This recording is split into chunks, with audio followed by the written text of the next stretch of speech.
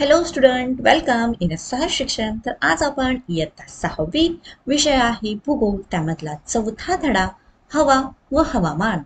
या धड्याचा आपण संपूर्ण स्वाध्याय बघणार आहोत. तर चला विद्यार्थ्यांनो, लगेच आपल्या या स्वाध्यायाला आपण सुरुवात करूयात. प्रश्न अ, मी कोण? त्यामध्ये पहिला, मी नेहमी बदलत असते.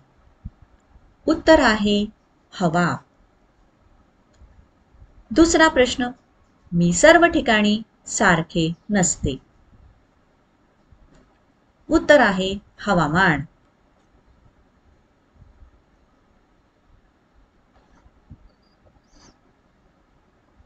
तिसरा, मी जलबिंदूचे स्थायी रूप असते.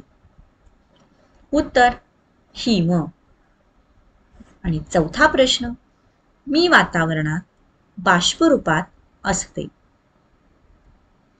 उत्तर आहे विद्यार्थ्यांनो आर्द्रता.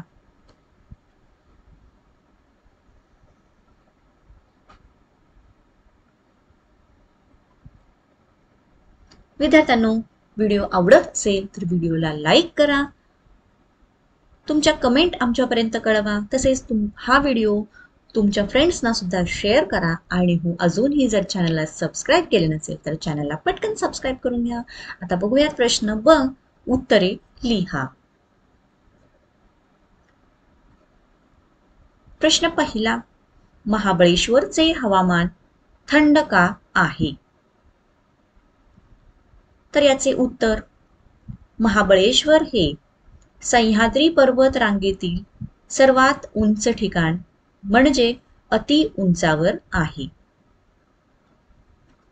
समुद्र सपाटीपासून जसजसे उंच जावे तसतसे तापमान कमी कमी होत जाते, म्हणून महाबळेश्वरचे हवामान थंड आहे.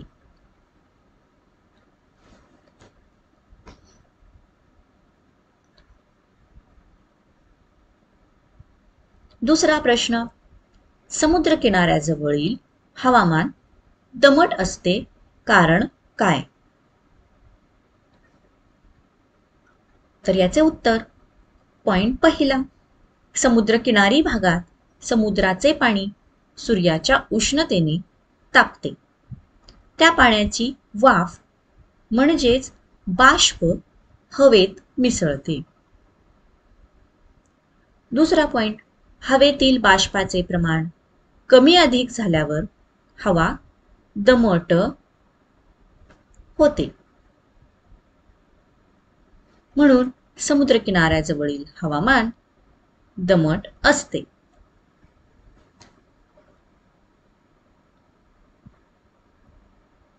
तिसरा, हवा व हवामान यामध्ये कोणता फरक आहे?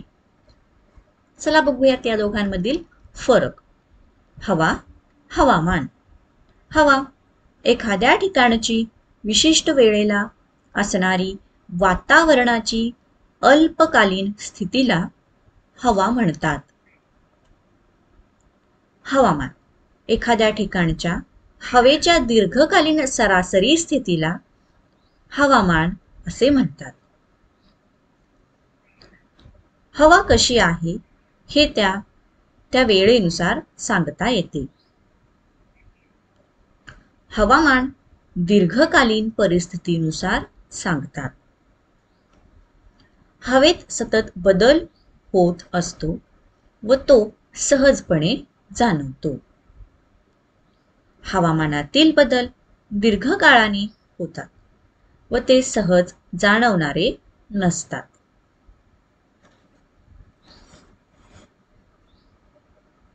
प्रश्न चौथा, हवेची अंगे कोणती?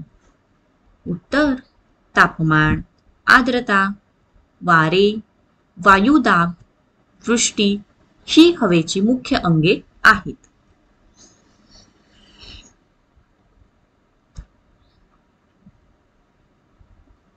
प्रश्न पाचवा, समुद्र सानिध्य व समुद्र सपाटीपासूनची उंची यांचा हवामानावर कोणता परिणाम होतो?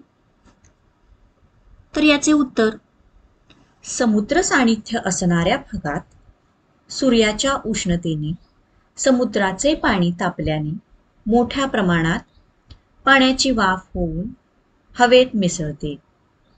त्यामुळे या भागातील हवेत बाष्पाचे प्रमाण वाढून तापमान दमट होते.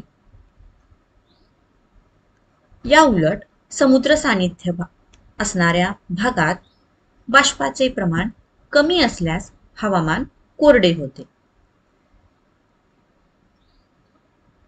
दुसरा पॉइंट, समुद्र सपाटीपासून जसजसे उंच जावे तसतसे हवेचे तापमान कमी होते. त्यामुळे हवामान थंड असते. या उलट इथे या उलट हा शब्द आहे. या उलट समुद्र सपाटी जवळच्या भागात भूपृष्ठ जवळची हवा तापलेली असल्याने हवामान उष्ण असते.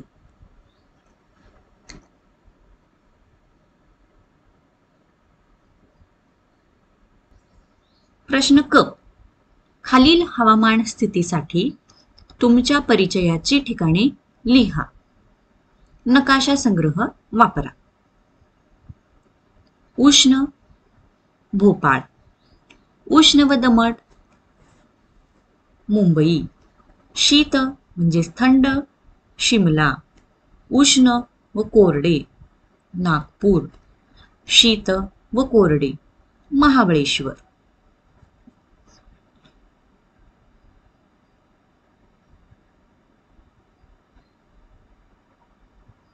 प्रश्न ड. पुढील तक्ता पूर्ण करा. हवा, हवामान. वातावरणाची अल्पकालीन स्थिती. हवामान म्हणजे हवेची दीर्घकालीन स्थिती. हवा लवकर बदलते, हवामान लवकर बदलत नाही.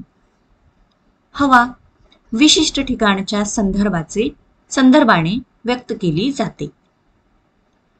हवामान सर्वच ठिकाणच्या संदर्भाने व्यक्त केले जाते. हवेची अंगे. तापमान, वायुदाब, वारे, आर्द्रता, वृष्टी. आता हवामानाची अंगे. तापमान, वारे, वृष्टी, आर्द्रता आणि हवेचा दाब.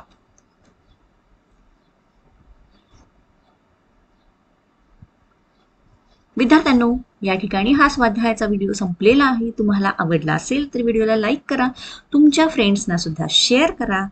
धन्यवाद. Bye bye.